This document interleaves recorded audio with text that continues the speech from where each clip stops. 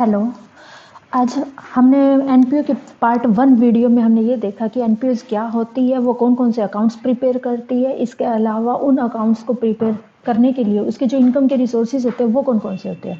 लेकिन यहाँ पर हम ये देखेंगे आज इस वीडियो में पार्ट 2 में हम ये देखेंगे कि एनपीओज़ में कौन-कौन सी जो आइटम्स होते हैं उनका अकाउंटिंग ट्रीटमेंट कैसे किया जाता है। फर्स्ट ऑफ ऑल हम देख रहे हैं मैंने लास्ट वीडियो में अपनी ये वीडियो में बताया था कि रिवेन्यू रिसिप्ट क्या होती है और कैपिटल रिसिप्ट क्या होती है। रिवेन्यू रिसिप्ट वो रिसिप्ट होती है जो कि आपको रेगुलर टर्म पर मतलब डे टू डेट बिजनेस को रन करने के लिए आपको रिसिप्ट होती है। लेकिन कैपिटल रिसिप्ट वो रिसिप्ट होती है जो कि आपको मतलब ऐसी रिसिप्ट जो कि आपको लॉन्ग टाइम तक आपको बिजनेस में बेनिफिट देने वाली है। अब इसी के बेस पर हम कुछ टर्म्स को देखेंगे और उन टर्म्स को अपने अकाउंट्स में किस किस तरह से शो किया जाता है उसके बारे में हम जानेंगे। फर्स्ट ऑफ ऑल हम देख रहे हैं सब्सक्रिप्शन एनपीओज़ की इनकम का बहुत बड़ा सोर्स होता है, क्योंकि जो इसके मेंबर्स होते हैं वो जब बिजनेस में एंटर करते हैं तो उनको अपनी बिजनेस की मेंबरशिप एनपीओज़ की मेंबरशिप बनाए रखने के लिए उनको कुछ सब्सक्राइब करना पड़ता है, मतलब कुछ इनकम पेड करनी पड़ती है, कुछ फीस पेड करनी पड़ती है। उसको क्या बोला जाता है? सब्सक्रिप्शन। इसको शो कैसे किया जाता है? इनकम एंड एक्सपेंडिचर अकाउंट की क्रेडिट साइड में शो किया जाता है, क्योंकि ये एनपीएस के लिए क्या होती है? फर्स्ट ऑफ ऑल ये क्या होती है? इनकम होती है। ये एनपीएस के लिए क्या होती है? इनकम होती है। ये इसे इनकम एंड एक्सपेंडिचर अकाउंट में इनकम साइड में शो किया जाता है, क्रेडिट साइड में शो किया जाता है। और इनकम एंड एक्सपेंडिचर अकाउंट में ये भी मैंने लास्ट अपनी वीडियोस में बताया था कि करंट ईयर की ही जितनी भी आइटम्स होती है इनकम एंड एक्सपेंडिचर में केवल और केवल करंट ईयर से रिलेटेड आइटम्स को ही नोट किया जाता है। सेकंड, लाइफ मेंबरशिप फीस है। लाइफ मेंबरशिप जैसे इसके नाम से क्लियर हो रहा है, ये नॉन रेकरिंग फीस है। मतलब ये एनपीओज़ को अब पूरे मतलब अगर कोई भी मेंबर किसी भी एनपीओज़ का मेंबर बनना चाहता है तो वो एक बार में ही अपनी जैसे 50 साल 10 साल इतनी लाइफ टाइम के लिए पूरी फीस एक साथ पेड कर देता है। तो ये एनपीओज़ को डेली तो मिलती नहीं, कभी कभार ये मिलती है। नॉन रेकरिंग इनकम है, कैपिटल रिसिप्ट है और इसे बैलेंस शीट की लायबिलिटी साइड में शो किया जाता है। लाइफ मेंबरशिप को बैलेंस शीट की लायबिलिटी साइड में शो किया जाता है। उसके बाद बात करते हैं हम एंडोमेंट फंड। ये भी क्या होती है?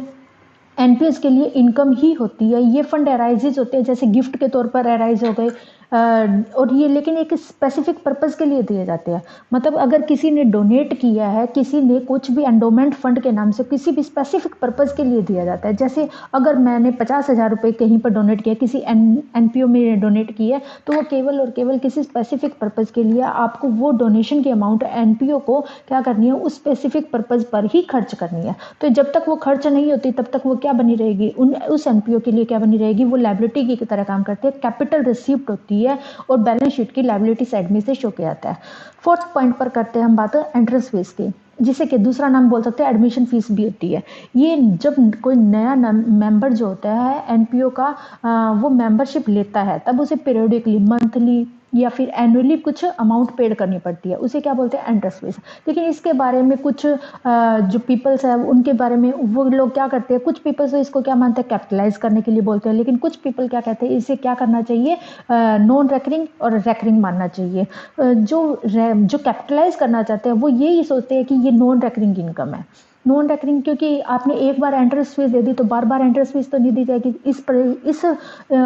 इस मान्यता को मानते हुए वो क्या मानते हैं कि वो उसे कैपिटलाइज करते हैं। और कुछ लोग इसे क्या मानते हैं? रिवेन्यू नेचर का मानते हैं कि जब भी लोग कोई भी पीपल है जो भी कोई मेंबर बनना चाहता है तो हर एक को क्या करनी पड़ेगी? वो एंट्रेंस फीस पेड करनी पड़ेगी। इसलिए वो क्या मानते हैं? उसे रिवेन्यू फीस मानते हैं। तो दोनों के बारे में जैसा कि क्वेश्चन में आपको दिया जाएगा, जैसे भी क्वेश्चन में दिया है कि रिवेन्यू मानना है या उसे कैपिटलाइज मानना है, तो आपको उसी तरह से ट्रीट करते हुए कैपिटलाइज मानेंगे तो उसे बैलेंस शीट में लायबिलिटी साइड शो किया जाएगा। लेकिन अगर उसे रिवेन्यू मानते हैं तब उसे आप इनकम एंड एक्सपेंडिचर अकाउंट की क्रेडिट साइड में शो करेंगे।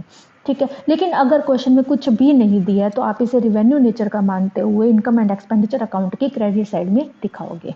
डोनेशन। नेक्स्ट क्या है? डोनेशन। डोनेशन 2 टाइप का होता है, general donation and specific donation. General donation, मान लीजिए मैंने इस पे किसी भी पर्सन ने एनपीओ को क्या किया? डोनेट किया, अमाउंट डोनेट किया। लेकिन वो अमाउंट डोनेट करते हुए ये नहीं बताता कि वो अमाउंट किस पर्पज के लिए खर्च करनी है, तो वो क्या है? जनरल डोनेशन है। लेकिन वो अगर डोनेशन के लिए बोलता है जैसे donation for swimming, donation for sports equipment, तो इस तरह से डोनेशन की जाती है तो वो स्पेसिफिक डोनेशन है, स्पेसिफिक पर्पज पर ही खर्च करनी है।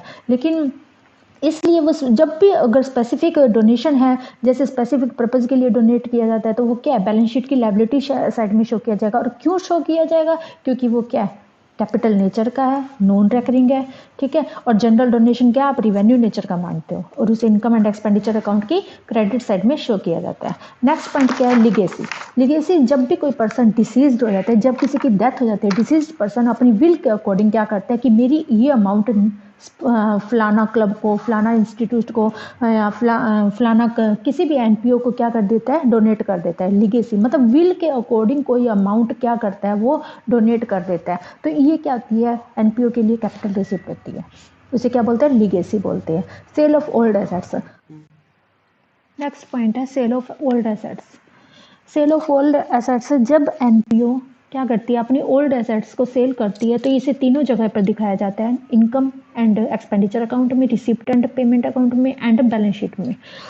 रिसिप्ट एंड पेमेंट अकाउंट में जब एसेट्स को सेल किया जाता है, तो जितना भी कैश आया है उसे रिसिप्ट साइड में आप दिखाओगे, रिसिप्ट एंड पेमेंट अकाउंट में दिखाया जाएगा, क्योंकि बिजनेस में कैश क्या है, बिजनेस में कैश आया है, इसलिए उसे रिसिप्ट साइड में पूरा कैश दिखाया जाता है। दूसरी बात क्या है, इनकम एंड एक्सपेंडिचर अकाउंट में। इनकम एंड एक्सपेंडिचर अकाउंट में उस ओल्ड एसेट्स को सेल करने पर जितना भी प्रॉफिट या लॉस हुआ है उसे दिखाया जाएगा। प्रॉफिट हुआ है तो क्रेडिट साइड में आएगा, और लॉस हुआ है तो डेबिट साइड में दिखाया जाएगा। इसके अलावा रही बैलेंस शीट की बात है, बैलेंस शीट में क्या करते हैं आप, एसेट्स, आपने मान लीजिए कि 5000 की एसेट्स थी, जिसमें से आपने 4000 की एसेट्स को सेल कर दिया, तो जितनी एसेट्स सेल हुई है उसे क्या करोगे आप, डिडक्ट करके बाकी अमाउंट को बैलेंस शीट में शो किया जाएगा, ठीक है। उसके बाद क्या है, पेमेंट ऑफ ऑनरेनियम।